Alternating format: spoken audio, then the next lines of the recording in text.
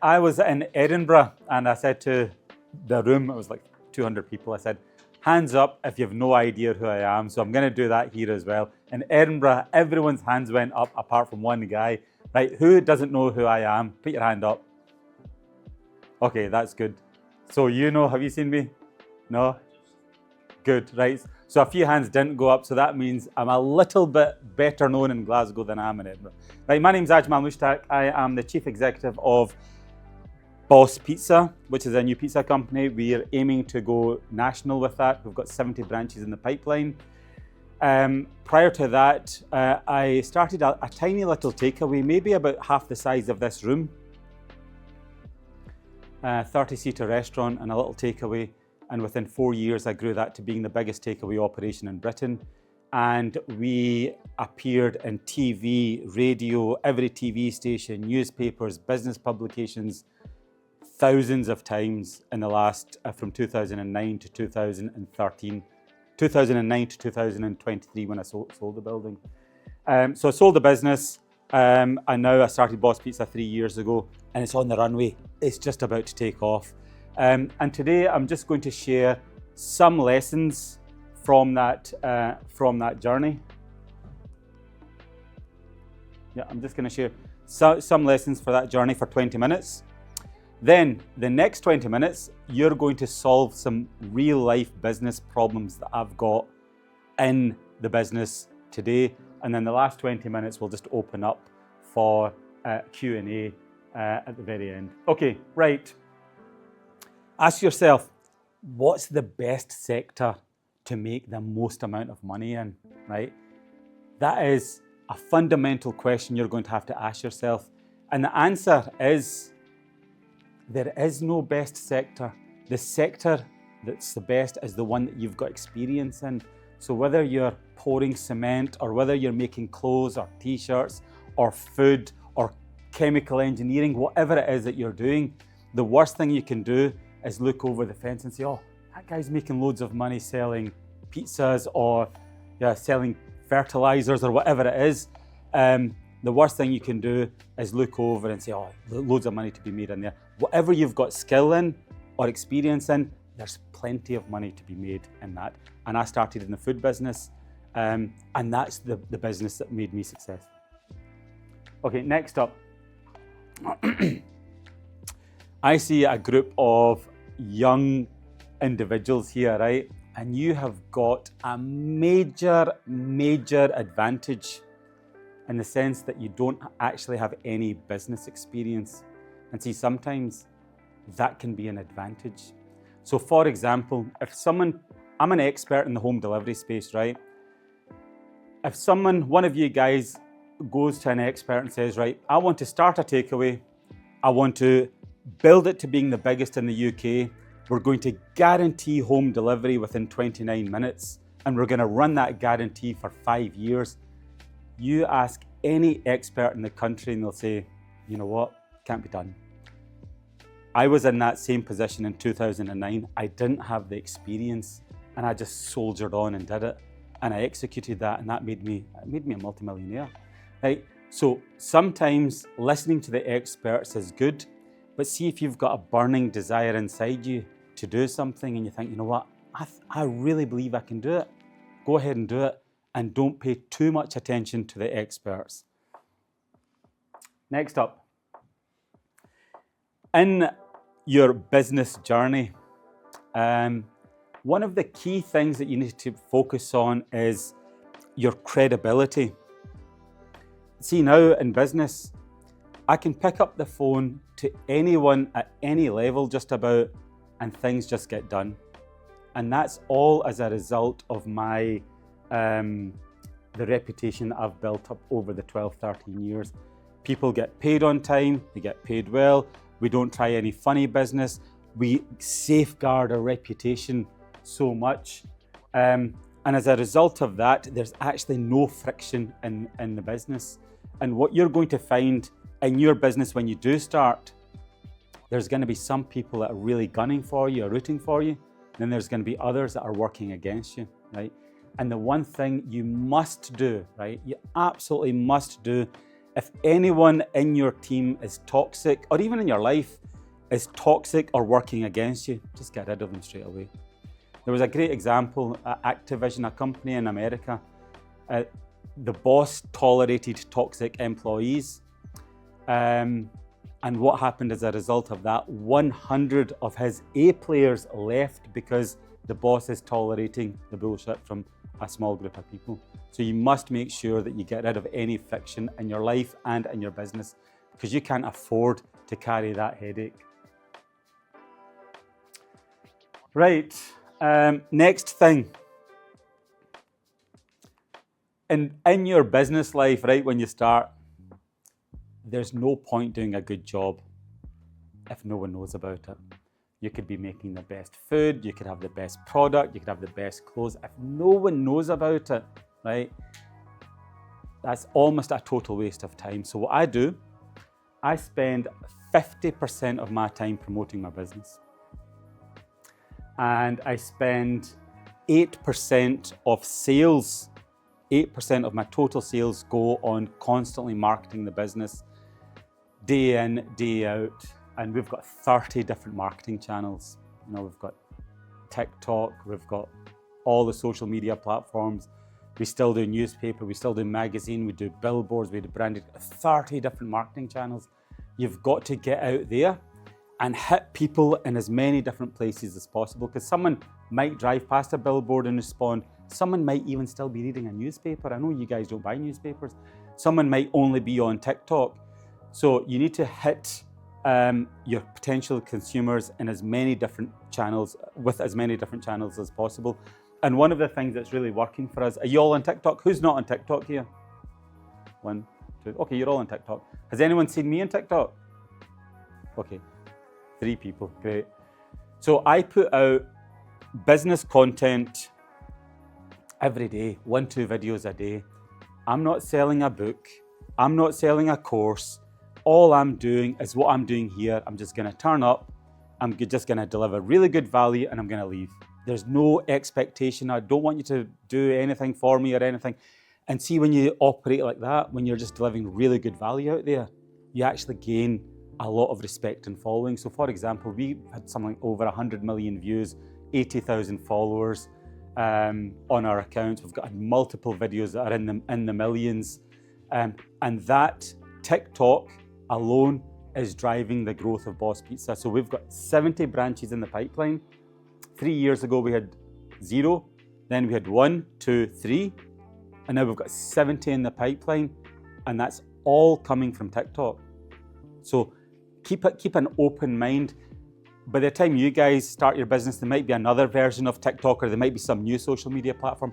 The one thing you must do is think, right, marketing, right, I need to switch on to that, and I need to embrace whatever the latest trend of the day is. Phenomenal. Boss Pizza, you will hear of it one day, right? And remember, this day, it was all built on TikTok. And there it's there. There's no point doing a good job if no one knows about it. And at the back of the room, it says selfie. And in line with that, I'm gonna take a selfie to prove to myself that I was here. So get ready for a big smile, right? Ready? Right, 3, 2, 1, say cheese! Oh, you can do better than that. Can they? Right, let's try it one more time. 3, 2, 1, say cheese! Oh, great. Thank you, thank you. Great, right.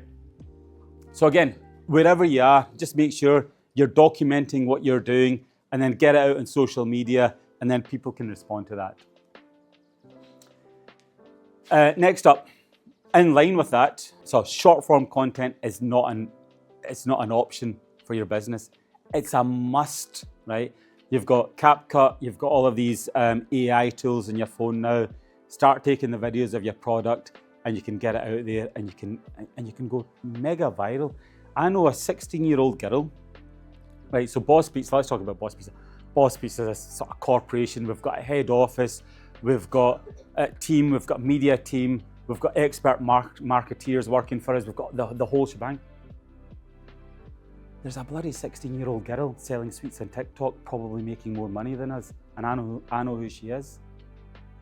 So that is the thing, you know, Short form content, I'm thinking, fucking hell, right? Mega Boss Pizza machinery. And over here, you've got a 16-year-old girl making probably more money than us. And she's now got her mates in and her mum and dad are working for us. So that is the power of short form content. So start embracing it. Get good at video editing skills. That's not even negotiable. If there's anything you learn in college or in the next year, it must be video editing skills. Right, okay, so your team, sales aren't great. Your staff's doing a lot of bickering and moaning. The morale is really low. And what you're finding is your customers are declining. Who's to blame for that in your business? What do you think? The most powerful thing you can do is take the finger of blame and point it at yourself. What that does, it forces you as the business operator to think, right, bloody hell, this isn't going very well, it's my fault. What am I going to do about it? Right, staff morale's low, what am I going to do? Right, whatever, list 5, 6 actions, right? Sales aren't good, right? What am I going to do about it? Pointing the finger of blame at yourself, it forces the pressure on your own shoulders to take action. You've then got to take action and do it. The worst thing you can do is say, oh, sales are low because of the recession, or my staff morale is low because I've not got experienced people in, or sales are declining for this reason or that reason. The worst thing you can do is take the finger of blame and point it that way. Turn it around and point it yourself. That'll force you to do things. This is my last point. This is my last point. Short and sweet. I remember sitting there as a student many years ago, 3 years ago. When I was a student, I used to think, bloody hell, these guys have got it all figured out. I wonder how they did it. You look, and I never ever dreamed that as a student I could get to the level of certain people I would look up to. There was a street in Bothwell. I'm from Hamilton. There was a street in Bothwell. Every single house had a Rolls Royce. And I used to drive into that street and I thought, how did they do it? What did they do? And the amazing thing is, I was a student and I couldn't even believe for 1 minute that I would one day get there, right? And then, so I went to uni, did 3 degrees at uni. I did law, and then I did 2 master's degrees. I worked in London for Accenture, which is a global management consultancy, for 10 years. And I started my own business. And see, just as a result of just rolling up the sleeves and just not looking at the clock, fuck the clock, right? That's what I thought. I'm going to work and I'm going to do whatever it takes to get the business result. And see, within 6 years, I sacrificed 6 years of my life, right? I didn't have dinner with my wife for 6 years. I didn't see my son for 6 years. He was just newly born at the time. And I just worked around the clock. I would go to work at 9 o'clock, finish at 4, go home for 1 hour, and then start again at 5 o'clock and work till midnight, 1 o'clock, right? As a result of doing that, 6 years, it totally transformed my life to the point where I've done some crazy things now, like, and I can tell you now, like 8 years ago, and I'm not doing this as a brag or anything, but I'm just making a business point because, because it's important that you get the context of it. 8 years ago, I spent £150,000 on a staircase. That's the type of spending, the type of reward I've got for myself now, because I can do almost anything. I've never once in the last 8-9 years had to worry about money, holidays, properties, cars, you name it. It doesn't even come into the question. It's absolutely unbelievable. So I'm looking at my life now compared to where it was. And the key thing was that 6-year period in the middle where I thought, I'm going to go for it. I'm going to do it. And it took me 2 years to leave my job. One day I'm thinking, should I leave my job? I was earning mega money in my job. And so was my wife in London. Should we leave our job, very well paid job, to start this business and start down here? everyone thought it was mental. And then we just did. And from there, we just built it up over a period of 3, 4, 5 years. And then bang, it took off. So it's just been a phenomenal period. So I'll tell you now, the point of this is there is no better feeling than standing in the podium with a gold medal around your neck.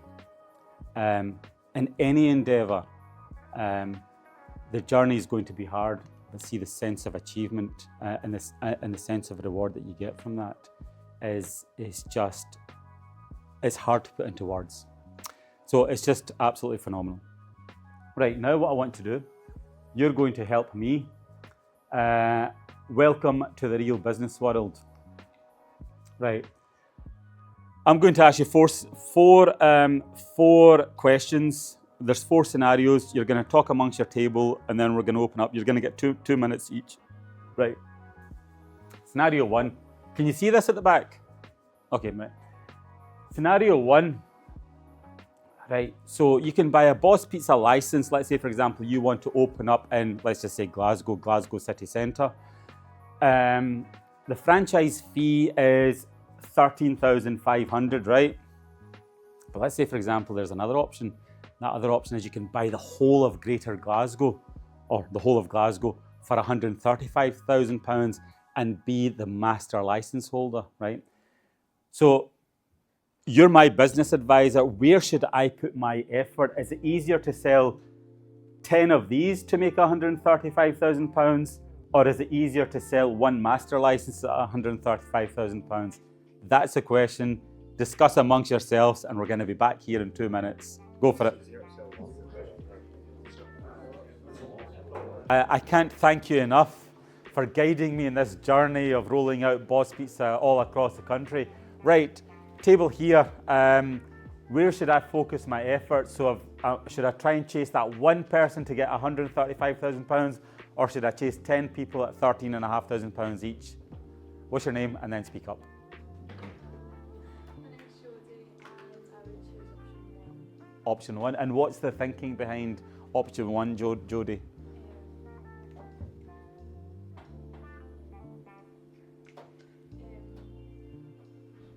You can chip in and help. Remember, there's no right or wrong answer here, right? So just... So if you had like multiple buyers, then you'd have to accumulate all get big effort trying to make it flawless. If you just had one big one, then you wouldn't be spending as much time. Okay, fair enough. So option 1 for you, right? Next table, someone speak up, give me your name, and then just... Option 2, okay, and what's the thinking behind that? So first, if you were to take the first one, let's say it's in the middle of Glasgow, there's so much competition already over Glasgow. But if you had 10 different locations surrounded in outer areas, then you've got easier markets to take over, and also eventually, if these markets work out, you can advance to 10 of the first option. Okay, fair enough. Table at the back. So remember, the master license is for someone to take control of all of the territory, and then he's going to open up his own shops in there. So I'm only dealing with 1 person, or I'm dealing with 10 separate people. But I'm trying to get as much money into the business as possible. Come on, help me out here. So in business, see, when you get out of here, right? In this classroom, you're taught the right and wrong answer because you get exams and you get pass or fail, right? But out there in the real business world, there's no right or wrong answer.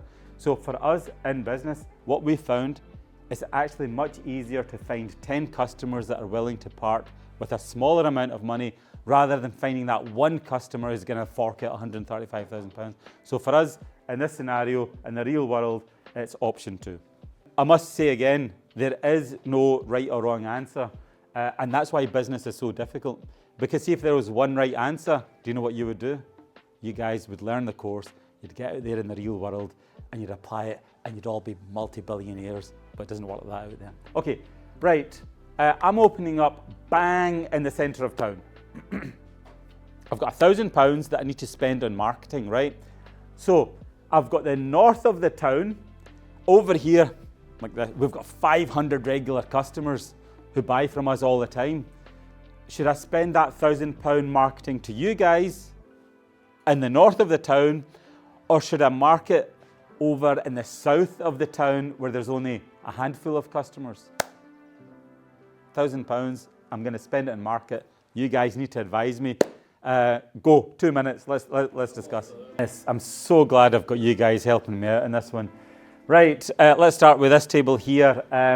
Do I spend that £1,000 on area 1 or where there's 500 regular customers, or should I spend it on area 2 where there's only 27 regular customers? Area 2, because area 1 already have knowledge of the business, they already regularly go, and with it being 500 people, word of mouth should spread, so you should naturally get that marketing done for you. Okay. And then in the south, this is people that don't have a clue about the business, so that you tell them about it. Okay, fair enough, good.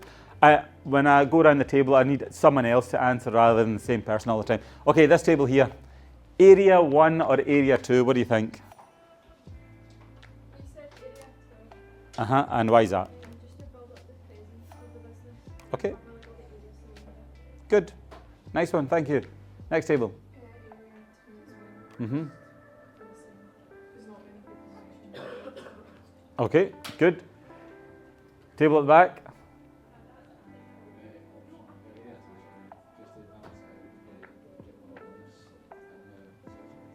Okay, good. I said option 1 is if it's like 500 regular customers, or if it's a better location or more accessible. So if they do that, they can get 1,000 more. That the employee will be full 22nd day, will get like 20 more.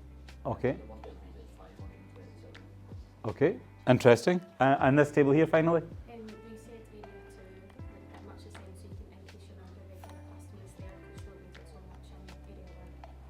Okay, good. Thank you very much. That was great. So we had 5 people going for area 1 and 1 for area 2. Is that right? Sorry? Sorry, 5 for area 2 and 1 for area. Well spotted, mate. Well done. Okay, so I've been doing this. We do leaflet distribution. We do 3,000 leaflets a week. Been doing that for like 15 years. And then we track the response from each of the areas. And then we record it, and we've got all the charts and data and all that. So it's actually very good. And the answer for our business is, if we had to spend £1,000 on marketing, it would be area 1. And the reason for that is very simple. Where the people aren't spending, they're not spending. We could spend £1,000, £10,000, £20,000 on that. They're just not spending. Whereas where the people are spending, we focus more on that, the neighbours, the word of mouth. A new offer comes out, a new product comes out, they're more likely to try it. So that's it. Good. Right, next one.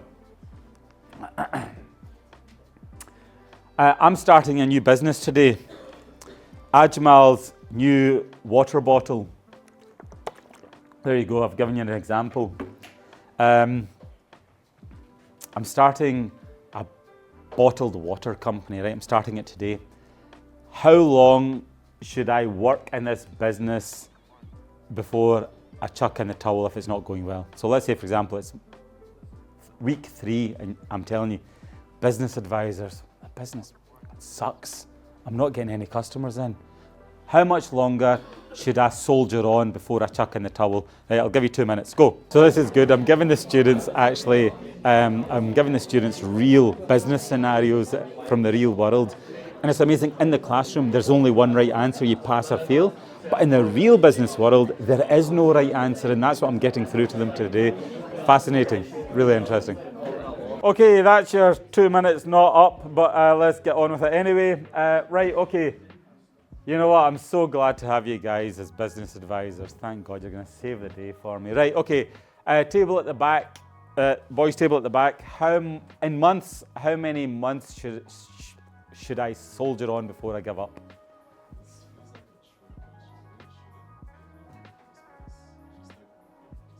Just give me an answer. And so I don't give up for how many years or months? 18 months, okay. And do you agree with that as a table? Yes. Okay, fair enough. Right, table at the back. Maybe like 6 months. Like just set like a financial budget, and then when you start kind of running to the bottom of that, then maybe call it a day. Okay, 6 months. Table here.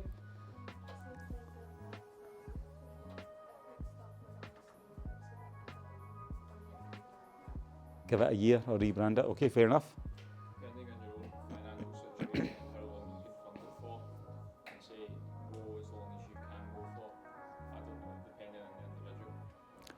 Mate, I've just given you thousands of pounds. I need an answer in like months. Give me months, not a politician's answer. I think the average time for a startup before it starts like reaching growth is like 6 months.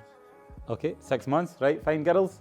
I would say about 18 months to 2 years. Okay, Because in that small amount of time, you can't really exhaust all your efforts. I know you can't just go for years and years, but I would say about a year and a half. a year and a half. Okay, good. And have you had this table? No. Okay, how much? I was saying about 5 to 10 years. I've been doing it on the side or something. I feel like working a 9 to 5 job, why stop it? If And then if you do it full time, it goes into a year to 2 years? if it's just full time. A full-time job, yeah. It is my full-time job. I love selling water and that's all I'm passionate about. Great. Okay, so let me give you the example. Let me give you 3 examples from the real world. My very first business, Mushtaq, which I grew to being the biggest takeaway operation in Britain, and then I grew into being a multi-million pound business. It took 18 months, right? Then Boss Pizza, the branch, before we started franchising it, Boss Pizza, the branch, took 18 months. Now, Boss Pizza, the national franchising company, 18 months, and we're flying. So each time it's actually taken 18 months. And when I started the branch, the sales went up, then they plateaued, and the team's like starting to panic. I said, don't panic, don't worry. It's gonna take 18 months, 12, 13, 14 months, sales still plateaued, and then they went, and then after 18 months, they went bang. And just look at, I know all you guys are on TikTok probably, just look at TikTok, right? I don't know if you remember, it was probably about 4 or 5 years ago, TikTok advertised relentlessly on Facebook with those really annoying adverts. I don't know if you can remember them. And they were just so, they're all over TikTok. They're all over Facebook. It was so annoying. It took TikTok a good number of years to gain momentum. It took Facebook, nothing happened in the first year. And generally in most businesses, nothing happens in the first year. And where I see a lot of business owners make the mistake, they start something, it doesn't work out, they give up far too soon. So it takes, for me, it's taken 18 months, and that's 3 times it's happened. And I've made a lot of videos about this as well. Okay, here's another thing, right? Another scenario. So when I was in London, at the side of my desk, every evening and every weekend, I love business. I would go back into the office and I would write up the business plan. I created this business model that can be applied to a tiny little shop, all the way up to bloody Vodafone, Barclays Bank, you name it. This business model is so good, it could be applied to any business in the world. It covered everything from vision, finance, people management, marketing, branding, people, HR, tax, VAT, you name it, it covered absolutely everything. It was that good. The question is, how much of that amazing business model was actually applicable in the real business world? Take 2 minutes. I need an answer in a percentage. Business world. We said like 60%. 60%? Yeah. Okay, fair enough, good. Table here? 20%, yep. Boys? 25? 30? 10? 50? Okay. Speaking from experience, because I spent 2-3 years building this business model, in the real world, less than 5%. So see, when you're starting out, all of the projections and all the fancy stuff, the best way to do a business is jump straight in at the deep end, figure out what's relevant to your business, and that saves you a lot of time on all of the other stuff that doesn't matter. So for example, all that matters in the food business is when you take a bite of the food and you're like, oh, that's delicious, I'm gonna come back. If that's not delicious, you don't care how good the marketing is, how good the website is, how great the service or people, whatever it is. You don't care about that. If the food doesn't hit the mark, nothing else matters. So for you, get your product, go live with your business, and then you'll figure out what really matters, and then you focus on that rather than wasting time on all of the other stuff. That's fantastic. Good. Okay. The most important business lesson I can impart on you is Sorry, who wants to grow? Who wants to open up their own business one day? Show of hands. It's about half the class, and the rest of you just want to work in a business or work in a job. Fair enough. The most important lesson that you're never going to get taught in this college or any classroom is you need to grow a thick skin. Because see, the minute you start doing well, you're going to get hate, criticism, negativity. You're going to get it from so many different people. And see, if you're not mentally resolute, it can derail you. It can put you off track, and you could end up sort of failing for all the wrong reasons.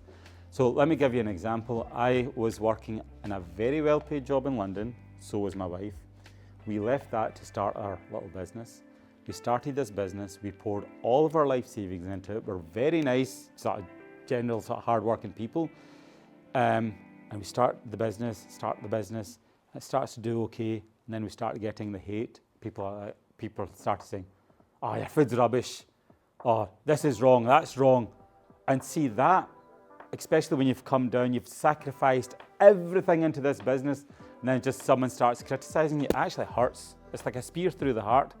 And see, for the first sort of 2-3 years, I would get very upset at that. So what I've learned from then is grow a thick skin, and in any endeavor, whatever you do, guarantee you're going to get hate, negativity, and criticism. And the best thing that you can do is grow a thick skin and soldier on right through that. Thank you very much, everyone. Pamela, over to you. Let's wrap things up. You've been a great crowd. Thank you very much. Lots of great questions. Yeah, no, that was great. Thank you. Give yourselves a round of applause. Thank you very much.